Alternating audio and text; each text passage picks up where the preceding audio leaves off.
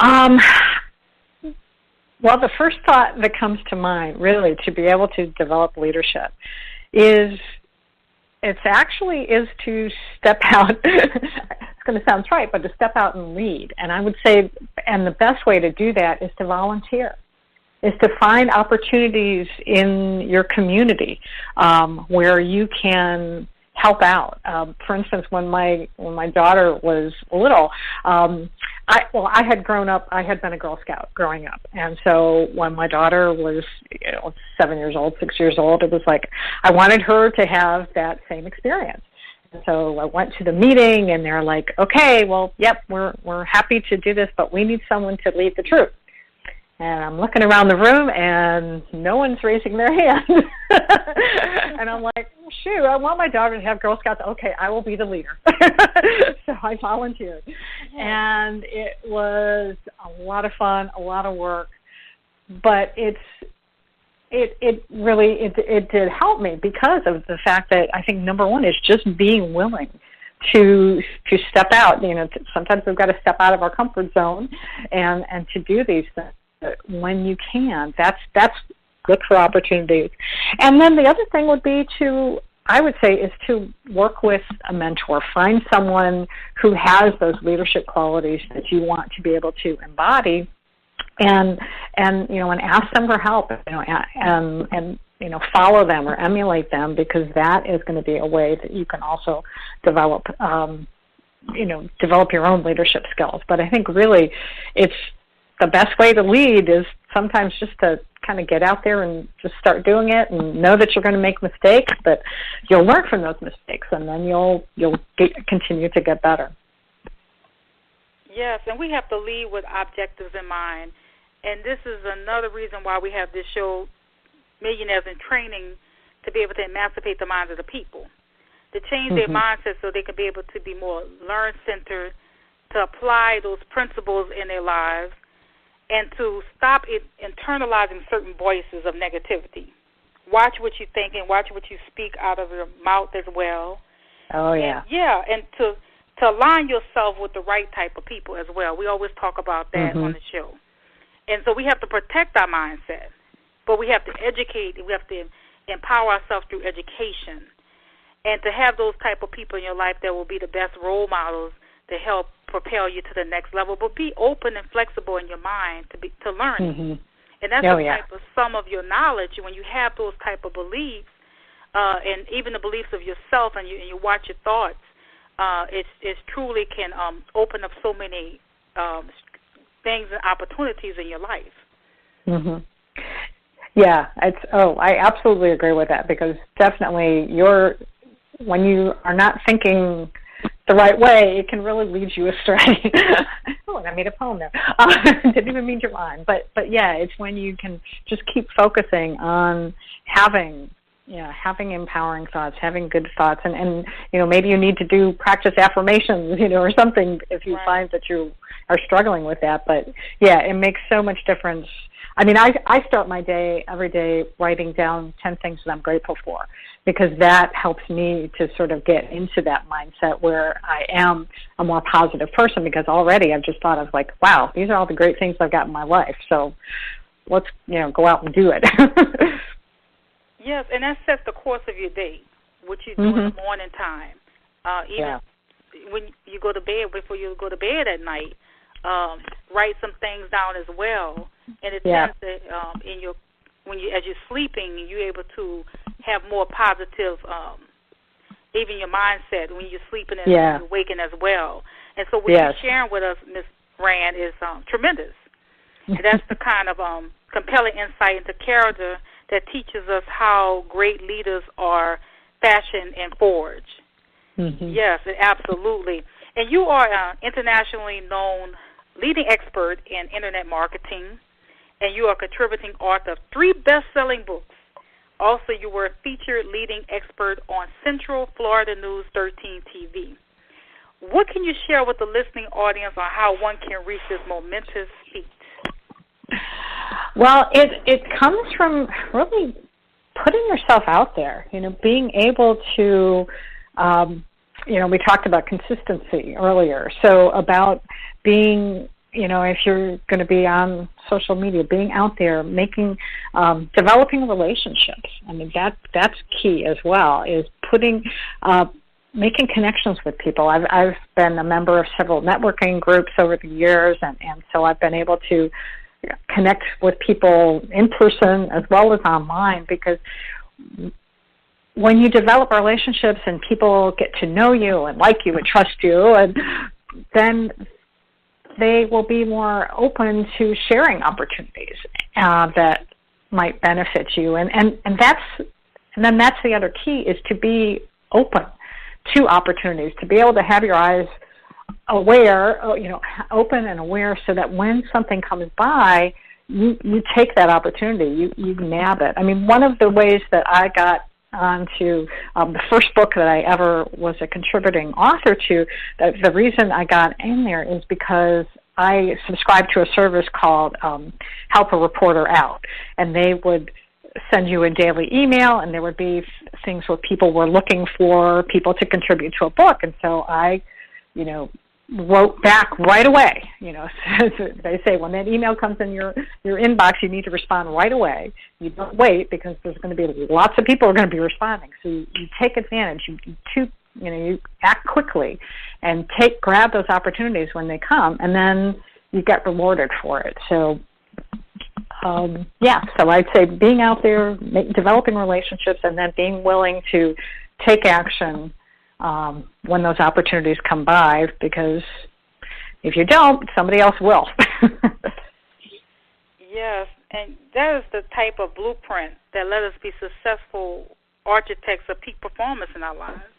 That takes us above and beyond any ordinary definition of success.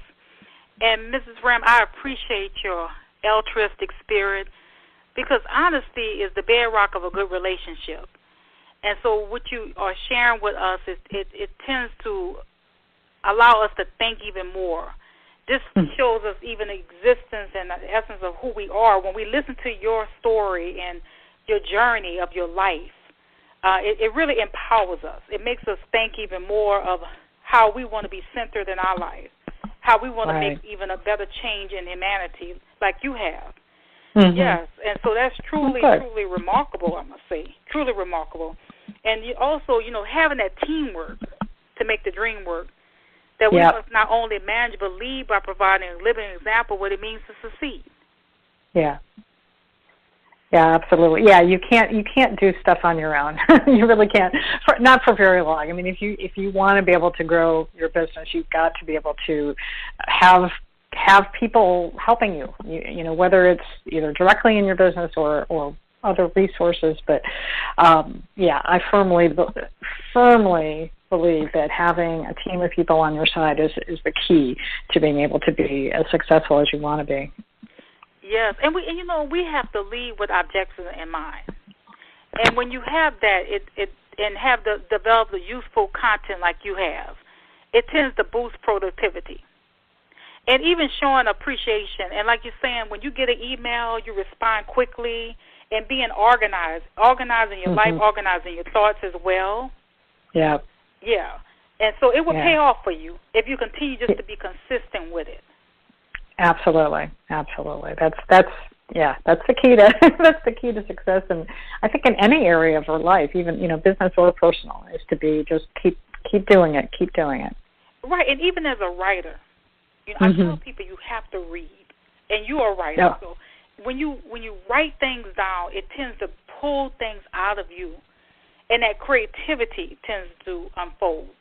And then you'll be able to communicate better with other people. You're able to write your thoughts down to be able to empower someone. So when they pick up your book, it's like, wow, there's a light bulb that's going out.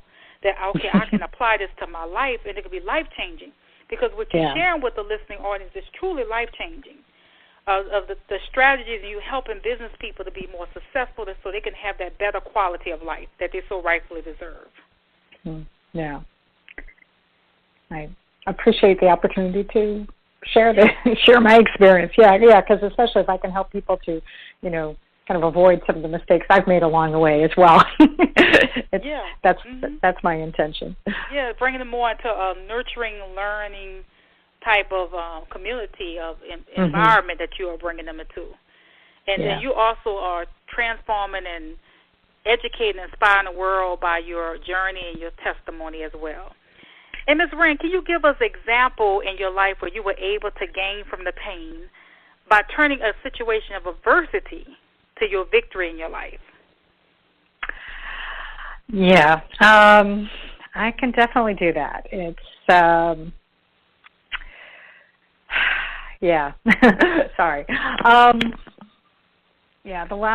It's really been, and it's sort of been where the last 3 years of my life have come from, has been doing this. Back in July of 2015, my older sister was diagnosed with cancer, and it was a stage 4 cancer. And she lived out in Arizona, and I lived in Florida, and she wasn't married, didn't have any kids, so I started going out there to be with her as she was going through radiation and chemotherapy treatments. And so it was a very tough time, obviously, for her, and and it's tough when you are seeing someone you love, going through an illness like that and suffering. But there was a lot of good that came out of that. I mean, number one, the fact that I was blessed in the fact that owning my own business, I could still work when I was there. When she was napping or something, I was still writing content for my clients, and in fact, I even got a new client while I was out there. I was able to. We were able to connect on a deeper level because there's 10 years difference between her and I, and so we weren't really close as kids, but as we got older, but. We were able to develop a relationship, but so being able to be together, we got to exchange, talk about memories and childhood memories and things, and that was great. But then the other part of it was that having going through this experience with her, it opened up. We started talking about God and our relationship to our higher power, and that actually sparked this, I call it a divine download, where I got this idea to write a book, and this was like shortly before she passed away, and so that I actually wound up turning initially into a 3-day workshop that I just held a couple weeks ago. And so that I really attribute to her because of that. And in fact, even the other victory that happened was while she was going through this, I was planning another workshop to have. I was going to have it in the fall of 2016, but first we had a hurricane was threatening where I was having the hotel, so we had to postpone. They got under a evacuation order. So, and then I had to postpone it again because my sister went to the hospital. And so we didn't have it. We wound up having it in January 2017, actually 1 month after she had passed away.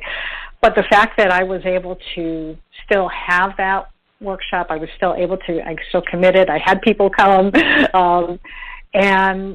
and I got through it, and it was a success. And I know that my sister is happy that I still went through it, that I didn't cancel it, because of it, and because I know she would not have wanted that. But the fact that I got through it, that was a huge victory for me. So, yeah, it's we do have painful things happen in our lives, but sometimes we can, if we can kind of keep moving through it, we can have some victory come out of it in the end.